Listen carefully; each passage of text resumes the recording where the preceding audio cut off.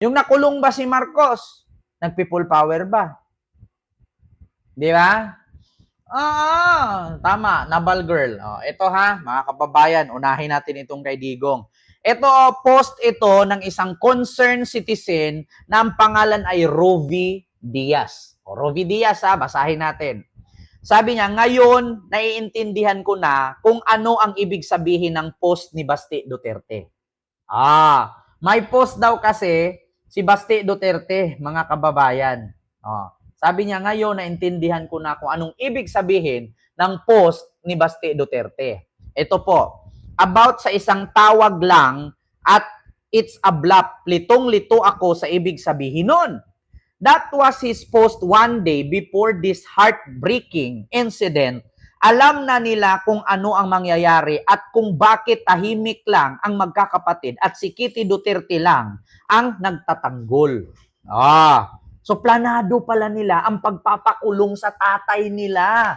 Mga kababayans, planado. Kasi bakit daw nag-post si Basti Duterte ng about sa isang tawag lang? Yun pala na isang tawag lang ni Bongo or kung sino nakasama ni Digong sa Hong Kong or kay Sara na uuwi na si tatay. So pag uwi, teklo. Di ba? Planado na nila yun. Na isasakripisyo nila ang buhay ng tatay nila na maikulong doon para matanggal si Marcos at sila ang susunod na manilbihan sa ating bansa. Tinaya nila ang buhay ng tatay nila. Kaya pala tahimik si Sara, si Pulong, walang pakialam kung saan-saan nag-ikot. Si Basti ngayon, sisigaw-sigaw lang doon, hindi man sumunod ng Netherlands. Si Sara lang at si Kitty Duterte. Kaya pala si Hanilet, di ba? Kaya pala si Hanilet hindi sumama sa paghatid kay Digong sa Netherlands kasi alam na pala nila ang plano. Hinayaan na lang nila magpakulong kasi total matanda naman na. Diba? Panabla na lang, patibong lang daw yun ni Digong para it's a prank daw ang Marcos administration. Ito, ngayon naintindihan ko na kung ano ang ibig sabihin ng post ni Basti Duterte about sa isang tawag lang. Diba? Sabi ni Basti, isang tawag lang. And it's a bluff. Litong-lito ako sa ibig sabihin nun. That was his post one day before this heartbreaking incident. Alam na nila kung anong mangyayari at kung bakit tahimik lang ang magkakapatid at si Kitty Duterte lang ang nagtatanggol. Ngayon, the courage of this family na hayaan ang tatay nilang gawin ang lahat ng to para mahulog sila sa sarili nilang patibong. Considering his age, I really commended this kind of bravery. Ang talino mo talaga, tatay. We will continue to pray for your safety, tatay. We love you. Hinayaan na pala nilang makulong si Digong kasi walang chance. Bakit? Naalala ninyo, naglabas ng balita ang ABS-CBN, di ba? Na nag-file daw ng asylum itong si Digong, hindi pinayagan ng China. Ang sabi nga ng source, ng GMA, di ba? GMA nag-post niyan, may source. Pakulong daw si Digong, may nag-file daw ng asylum sa China. At hindi daw ito pinayagan. Di ba? So ito, mga kababayan, parinig ko sa inyo para hindi tayo sabihing fake news. Hindi kasi pinayagan ng China si Digong mag-file ng asylum doon. So, ang choice nila, pauwiin, paaresto na lang. Di ba? Ito, mga kababayan, Digong. Ito ha, asylum sa China. Kaya pala. Ito na, mga kababayan. Nako. Plan A nila, lilipad si Digong, magkuha ng asylum sa China. Tinanggihan, so plan B nila, uuwi na lang, magpa-aresto. Total, tigulang naman na. Malapit ng tigibambam. So, tabla na lang. Di ba? Eto mga kababayan, naku po. Huwag niyong tawaging lus-lus sa akin kasi nga hindi tayo bobo eh. Nagtaka ba kayo? Mas inuna pa ni Pulong ang pag-iikot-ikot niya sa ibang bansa kaysa puntahan ng kanyang tatay niya sa Netherlands. Di ba? Ito. Digong. Asylum sa China. Ito na mga kababayan. Di ba? Ito, ah. At iharap sa international Ah. bago pa maaresto sa Pilipinas at iharap sa International Criminal Court, sinubukan umano ni dating Pangulong Rodrigo Duterte na mag-apply ng asylum sa China pero tinanggihan siya. Sinubukang mag-apply ng asylum sa China pero tinanggihan siya. So ngayon, wala silang choice. Sabi ni Basti sa post, isang tawag lang yan. Nagtaka kayo. May post si Basti Duterte ayon dito sa nag-post sa Facebook. Ngayon, naintindihan ko na kung anong ibig sabihin ng post ni Basti Duterte about sa isang tawag lang. Isang tawag lang ni Sara ba? Galing Hong Kong? Ni Bongo ba? Ni Anyo ba? Ni Midjaldia ba? Or ni Hanilit ba? Na isang tawag lang, uwi na kami. Andyan na ba? Tinaya ni Digong ang buhay niya para magpahuli kay no choice. Hindi siya tinanggap sa China mag-asylum. Umuwi ng Pilipinas, nagpa-aresto para makuha nila ang simpatya ng tao at mag-people power daw. At matanggal si BBM.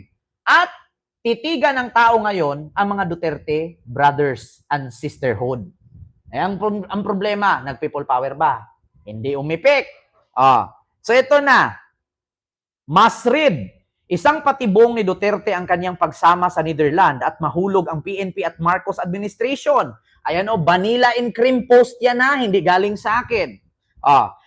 Masrid, isang patibong ni Duterte ang kanyang pagsama sa Netherlands at mahulog ang PNP at Marcos administration. Hindi lingid sa kaalaman ng marami na matagal nang matalas ang pananaw ni dating Pangulong Rodrigo Roa Duterte pagdating sa larangan ng politika at estranhiya. At sa nangyari kahapon kung saan siya ay agad nitong gustong dalhin sa Netherlands nang hindi dumaan sa tamang proseso, tila malinaw na ang tagumpay na siya ay isa sa napaingat na bitag laban sa kasalukuyang administrasyon at sa PNP, ang paglabag sa Rome Statute at ang poisonous tree. Di ba? Isa sa pinakamahalagang aspeto sa batas ng International Criminal Court ang pagsunod sa Article 59.3 ng Rome Statute na nagsaad na ang sinumang inaresto ay may karapatan munang dumaan sa korte ng kanilang sariling bansa para sa interim release o pansamantalang paglaya habang inaayos ang proseso ng pagsuko. Ang competent authority sa kasong ito ay may hukuman Supreme Court ng Pilipinas at custodial state ay ang Pilipinas din. Ngunit ano ang nangyari? Isinakay si eroplano si Digong papunta sa Netherlands nang hindi man lang dumaan sa tamang proseso. Diba? Ito ay isang malinaw na paglabag sa batas ng ICC mismo. Ibig sabihin, anumang kasunod na hakbang mula sa paglilitis hanggang sa anumang hatol ay maituturing na fruit of poisonous tree na sa madaling salita, kung ang mismong pagkapa-aresto ay may epekto lahat ng ebidensyang susunod sa maaaring ibasura. So ito daw ay labag sa batas na itinatawag daw ng International Criminal Court na fruit of poisonous tree sa Rome Statute. So ngayon, sa sunod, madaling salita, kung anumang pagkaka-aresto ay may depekto, lahat ng ebidensyang isusunod ay maaaring ibabasura. So yun daw ipapasa nila Trillanes. Pagdating sa hearing, ibabasura daw yun at makakalaya na daw si Digong. Ang tanong, kailan? Buhay pa ba si Digong nun? Pag makauwi siya. Kasi ang sabi ni Attorney Cristina Conte, almost 3 years daw po ang paglilitis niya doon. Ngayon pa nga lang, hindi na makaihi-ihi na nga sa salawal Di ba? So ngayon, nakalagay dito, so mahuhulog daw na fruit of poisonous tree. Sa madaling salita daw, ang sunod na hearing ay ibabasura na daw ang ebidensya laban kay Digong. So makalaya na daw si Digong. So ang pakana ni Duterte, bakit hinayaan niyang mangyari ito? Kasi planado na daw nila ito. Maraming nagtatanong bakit hindi lumaban si Duterte, bakit tila tanggap niya ang pangyayari. Ano ang sagot? Makikita niya mismo sa salitang kanyang binibitawan. Naintindihan ko ang mga yan dahil trabaho nila ito. This is why it has come to an end. Sabi daw ni Digong. Isa sa pahayag na puno ng kahulugan. Ipinakita nito ang alam niyang darating na ito at hayaan niyang mangyari dahil wala siyang magawa, kundi dahil gusto niyang ilagay sa alanganin ang PNP at ang ICC at ang Administrasyong Marcos. Ngayon mga kababayan, tanong ko lang sa inyo, pag nalagay ba sa alanganin ang PNP, Administrasyong Marcos at ICC, sino bang magkaso sa kanila? Tanong ko lang, Pakana daw ni Digong ang magpakulong sa sarili niya at bitag daw ito para malagay sa alanganin ang PNP, Administrasyong Marcos at ang ICC. Ngayon, pag nalagay ba sa alanganin ang PNP, Administrasyong Marcos at ICC, sino kakaso sa kanila? Ang ICC rin? May mas mataas pa ba sa ICC? Di ba? Mas may mataas pa ba sa ICC? Kung sakaling malagay sa alanganin ang PNP, ang ICC at si Marcos, may kakaso pa ba kay Marcos bukod sa ICC? Sino pa? Di ba? So ngayon, mga kababayan, ang mensahe ay malinaw. Ang PNP at ang gobyerno mismo ang lumabag sa due process. Hindi siya. Ngayon, paano nahulog ang Marcos admin at PNP sa bitag ni Digong? Pagsunod ng PNP na walang due process sa halip na siguraduhing dumaan sa Korte ng Pilipinas, agad nilang isinuko si Duterte sa ICC, isang hakbang na labag sa batas ang kanilang isinunod. Pangalawang kibo, pagkawalang kibo ng administrasyon sa halip na ipagtanggol ang soberanya ng ating bansa at igiit ang tamang proseso, tila hinayaan ng gobyerno ang mangyayaring ito na magpakita sa kanila ng kahinaan sa pangdaigdigang entablado. Pangatlo, pagtibay ng argumento na bias ang ICC. Dahil hayagang paglabag sa Article 59-3, lumikas ang argumento na ang ICC ay hindi patas at ginamit lamang laban sa pinunong hindi kaalyado ng kanluran. Ganun pala yon.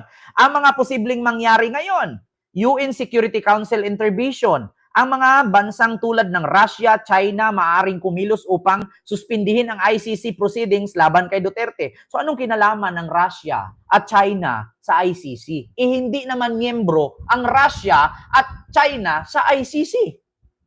So anong karapatan na magpapasuspended ng ICC, no? Ang China at Russia ay hindi naman miyembro yung dalawang bansang yan. Sino bang gumawa nito? Si Harry Roque na naman? Mga kababayan, itong kwento na ito na nahulog sa bitag si Digong, ikaw ba naman kung matalino ka, abogado ka, hayaan mo sarili mo mahulog ka sa bitag for 30 years? Diba? Hahayaan nyo ba? Diba? Hahayaan ba? Ni Digong kung matalino siya? Hahayaan ba ni Digong kung matalino siya na ihulog ang sarili niya sa bitag for 30 years? Tapos ang mga DDS ngayon, ibahin ninyo ang kwento at sabihin ninyo napakatalino ni Digong. May matalino ba na mamamatay sa loob ng kulungan for 30 years? Saan yung katalinuhan doon? Katangahan yun. Katangahan. Hindi mo masasabing talino 'yon.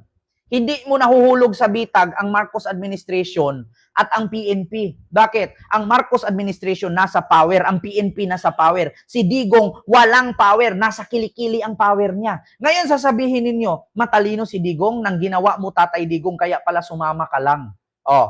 Hindi po katalinuhan 'yan, katangahan. Pwede namang manahimik na lang siya Humiga-higa doon sa bahay niya, mag-inom ng kape. Matanda na, malapit ng matchigi bambam. Tapos sabihin nyo, katalinuhan yon. Kung nanahimik siya doon, kung mamatay man siya, mapayapa. Ngayon, pag namatay siya sa loob ng ICC, uwi siya sa Pilipinas, garapon. Hindi katalinuhan yan, katangahan.